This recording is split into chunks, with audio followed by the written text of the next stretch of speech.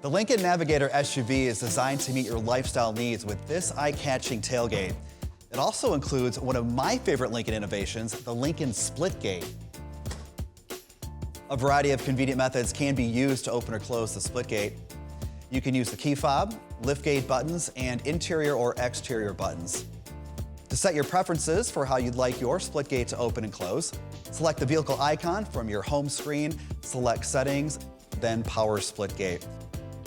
This is where you can select power, manual, or key fob. With the key fob feature, you can choose to have only the liftgate open or the liftgate and the tailgate open together. Open the top half when you want to quickly move items in or prevent items from rolling out. Lower the bottom half down to make loading and unloading of larger items effortless. The tailgate is not just for loading and unloading cargo, it can also be used as a gathering space with an available cargo management system that can be configured into 3 unique positions and serve as a shelf, a table, or as a bench with a backrest. To move the board into the shelf position, lift the board and move it to a horizontal position. Once the board is horizontal, insert the 4 nubs into the hooks on either side. The shelf will hold up to about 35 pounds.